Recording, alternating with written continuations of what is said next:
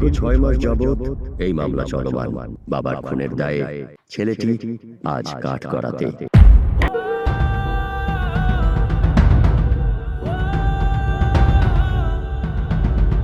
যাহা বলিব সত্য বলিব, সত্য বই মিথ্যা বলিব না। Order order order.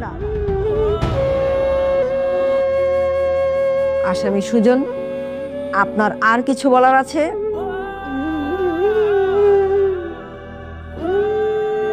আপনার কোনো কিছু বলার আছে? দেখুন সুজন সাহেব, আপনি যদি কিছু বলতে চান এখানেই বলে ফেলুন, পরে কিন্তু আর সুযোগ পাবেন না।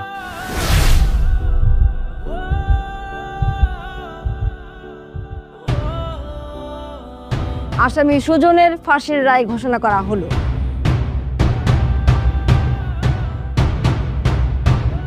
কারণ আসামি সুজন তার জন্মদাতা পিতাকে নিজ হাতে খুন করেছে। অনেকদিন ধরে এই কেস তদন্ত করে গোপন সূত্রে জানা গেছে যে আসামি সুজনই তার বাবাকে নিজ হাতে খুন করেছে। আগামীকাল 12টা 1 মিনিটে সুজনের ফাঁসির রায় ধার্য করা হলো।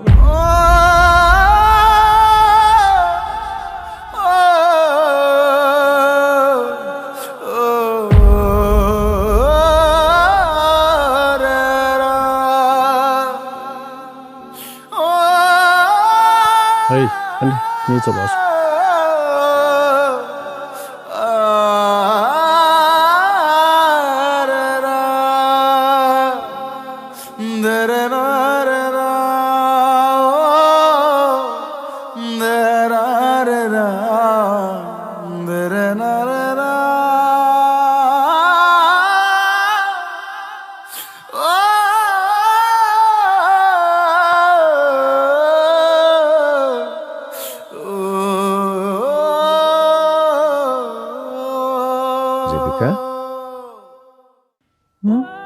কি হলো, এমন চুপচাপ বসে আছো কেন? না কিছু না, এমনিতেই। এমনিতে বললে কি আর হবে? আজ কত বছর একসাথে আছি আমরা, এক ছাদের নিচে বসবাস করছি। তোমার মন খারাপ হলে আমি বুঝবো না? শোনো, একটা ফাঁসির রায় দিয়েছো, এ আর এমন কি বলো?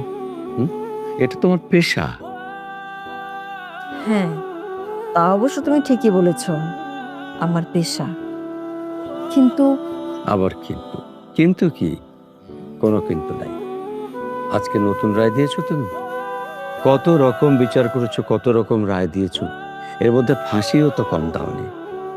কতজনের ফাঁসির রায় দিয়েছো, কতজনের ফাঁসি হয়েছে, এ নিয়ে মন খারাপ করলে চলে? মন খারাপ করছি না, শুধু ভাবছি যে কত আসামি তো বলে আমি নির্দোষ, আমাকে ক্ষমা করে দিন, আমি নির্দোষ, আমি কোনো অপরাধ করিনি। কিন্তু ওকে যতবারই জিজ্ঞেস করা হয়েছে ও কিছুই বলেনি। এমনকি আমি নিজেও জিজ্ঞেস করেছিলাম,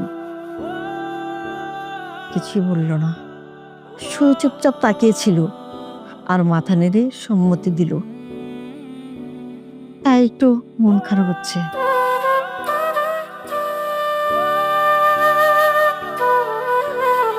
আচ্ছা হয়েছে, ও নিয়ে আর মন খারাপ করে লাভ নেই, চলো খেয়ে নিই। আমার ভালো লাগছে না, আমি খাবো না। আপনি খাবেন না কেন? না খেলে কি মানুষ বাঁচে?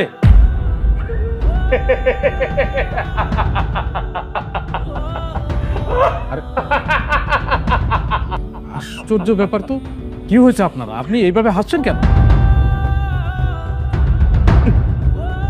স্যার, এত কিছুর পরও জিজ্ঞাসেন যে মানুষ বাঁচে। আমি তো স্যার এই কবে মরে গেছি স্যার। আমি তো বাচ্চা নাই, বাচ্চা আছে আমার নিথর দেহটা। স্যার, আপনারা যখন এই নিথর দেহটারে ফাঁসির দড়িতে ঝুলাই দিবেন তখন না সব শেষ হয়ে যাব। আমি এখন ওই অপেক্ষাতে আছি স্যার, ওই অপেক্ষাতেই আছি।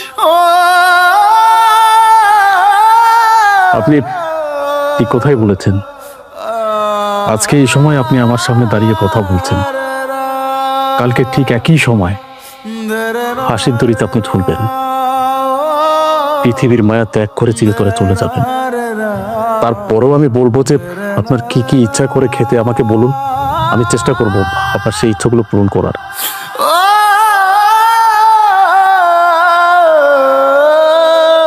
স্যার আমার না কোনো খাওয়ানোর ইচ্ছা নাই স্যার, তবে এই দুনিয়ার মায়া ত্যাগ করার আগে একটা ইচ্ছা আমার আছে স্যার, এই ইচ্ছাটা আমি পূরণ করতে চাই। কি ইচ্ছা বলুন, আমি চেষ্টা করব আপনার সেই ইচ্ছা পূরণ করার। প্লিজ বলুন। থাক স্যার, এগুলো কথা কইয়া লাভ নাই স্যার। আমার মতো কত মানুষ কত ইচ্ছা মনের মধ্যে লয়ে মরে যেতেছে স্যার। আর আমার একটা ইচ্ছা, আমার ইচ্ছাটাও না হয় হ্যাঁ গোমতো আমার ভিতরে থাকলো, ইচ্ছাটা লয়ে আমি মরে গেলাম। আমাকে কোনো ইচ্ছার দাম নাই স্যার। আমি মনে করবো স্যার আমার কোনো ইচ্ছাই আসলো স্যার। যদিও আমি আমার ইচ্ছার কথা কই, আপনারা আপনারা এই ইচ্ছা পূরণ করতে পারবেন না স্যার। তারপরও একবার বলে দেখুন না, কারণ আপনি এখন মৃত্যু পথযাত্রী। আমরা আমাদের সাধ্যমতো চেষ্টা করি ফাঁসির দণ্ডপ্রাপ্ত আসামির শেষ ইচ্ছাটা পূরণ করার জন্য। বলুন আপনার শেষ ইচ্ছাটা বলুন, কি কি খেতে মন চায় বলুন একবার। স্যার আপনি শুনবেন শুনবেন আমার শেষ ইচ্ছাটা কি? শুনবো।